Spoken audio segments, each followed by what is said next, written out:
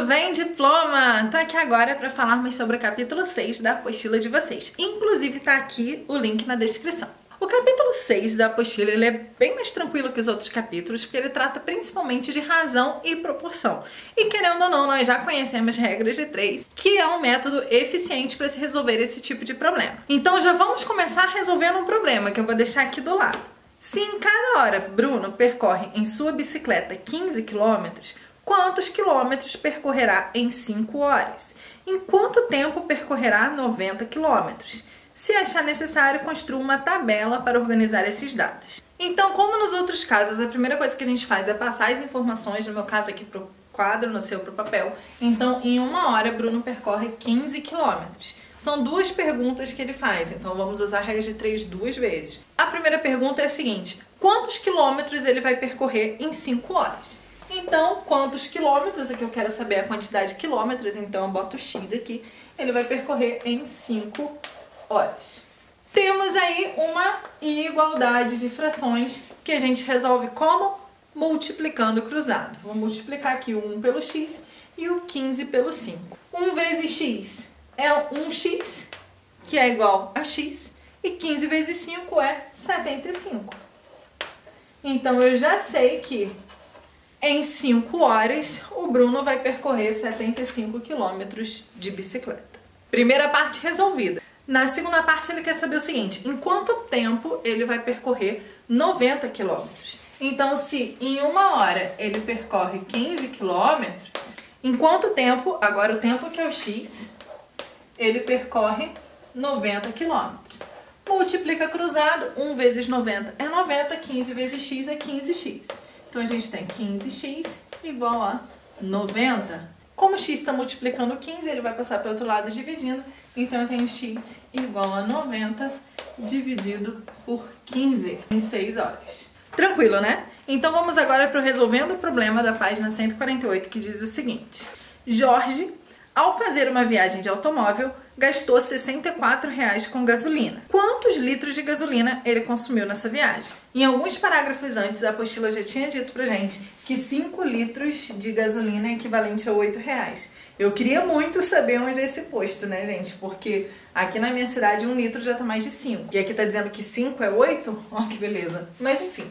Então ela já me disse que 5 litros de gasolina é R$ 8. Ele quer saber quantos litros foi R$ 64. Regrinha de 3 é só multiplicar cruzado. Eu tenho x vezes 8, que é 8x, igual a 5 vezes 64.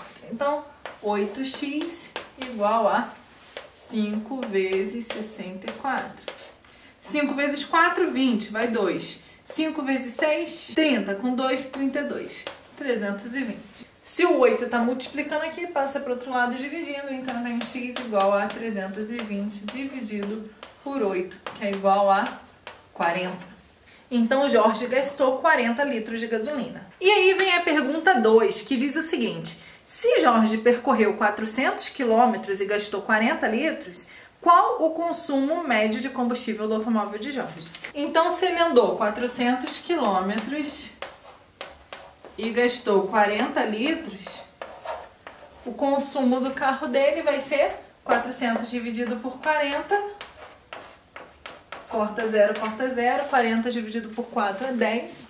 Nós temos 10 quilômetros por litro. Agora a gente vai conversar sobre um outro tópico da apostila de vocês, que é outro tipo de proporcionalidade. Até então, todas as medidas que nós usamos são medidas diretas, ou seja, medidas proporcionais, que significa que quando a gente aumenta um valor, a gente aumenta o outro também. Por exemplo, se eu aumento a quantidade de gasolina, eu aumento a quantidade de quilômetros andados.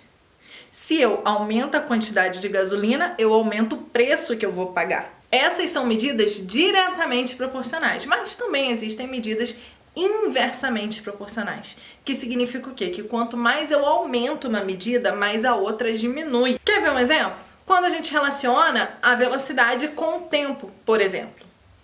Por quê? Porque quanto maior a velocidade, menor vai ser o tempo que você vai usar para chegar naquela cidade.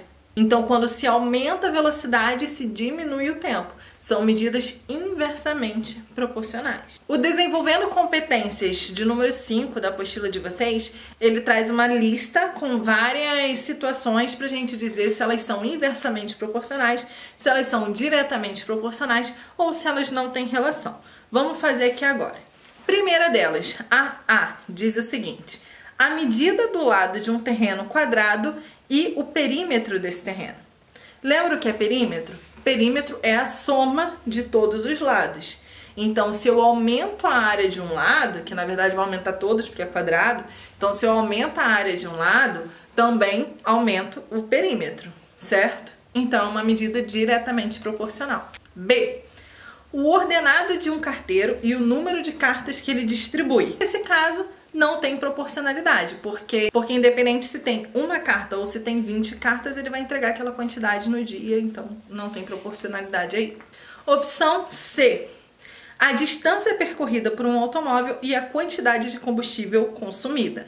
Também diretamente proporcional. Se eu aumentei a distância, eu vou aumentar o consumo de gasolina. Opção D. O número de pedreiros e o tempo gasto para construir um muro. Aí é inversamente. Por quê? Porque quanto mais pedreiros eu tenho trabalhando no muro, mais rápido ele vai ficar. Então, quanto mais pedreiros, menos tempo. Então, nesse caso, é uma medida inversa. Enquanto um lado aumenta, o outro diminui. Opção E. A idade de um jovem e seu peso. Não tem proporcionalidade aí. Podemos ter uma pessoa de 20 anos com 300 quilos e uma pessoa de 60 anos com 50. Então, idade e peso não tem relação. Opção F. A medida do lado de um terreno quadrado e a área desse terreno. Diretamente. Por quê? Se eu aumento o lado, o que vai acontecer com a área, né? A área não é lado ao quadrado? Quanto maior for o número, maior vai ser o quadrado dele também. Então, diretamente proporcional. Opção G. A quantidade de pó de café e o número de cafezinhos? Diretamente proporcional. Quanto mais pó de café, mais café ele vai fazer. E opção H, o número de acertadores na Mega Sena e o valor do prêmio distribuído. Nesse caso é inversamente proporcional. Por quê? Porque quanto mais pessoas acertarem a Mega Sena, menos o valor que você vai receber. Então é inversamente proporcional. Vamos ver um exemplo então de regra de 3 inversa? Se eu digo para você que um carro viajando a uma velocidade de 80 km por hora faz um percurso em 15 minutos, e aí eu te pergunto assim, e se a velocidade do carro for reduzida para 60 km por hora? Então 60 km por hora, a gente reduziu a velocidade, o que vai acontecer com o tempo? Vai aumentar. Então a gente precisa inverter, porque enquanto a velocidade diminuiu, o tempo vai aumentar. Coloca x aqui e o igual. Só que aí o que acontece? Na hora de multiplicar em x, a gente vai trocar uma das equações. Eu vou trocar essa daqui, 15 sobre x. Então nós teremos 80 sobre 60 igual, ao invés de 15 sobre x, vai ficar x sobre 15. Multiplica cruzado. Nós temos aqui 60 vezes x, 60x, igual a 80 vezes 15. Vamos descobrir. 0 aqui, 12 aqui. 60x igual a 1.200. X igual a 1.200 dividido por 60, que dá 120 dividido por 6, que vai dar 20 minutos. Ok? Isso é importante. Sempre que você for fazer uma regra de 3, você precisa observar se as medidas são diretamente ou inversamente proporcionais. No caso de ser inversamente, você precisa trocar uma das colunas ali de ordem. É isso então, espero que você tenha gostado. Não se esqueça de deixar meu like, de comentar aí embaixo. Um beijo pra você e bons estudos!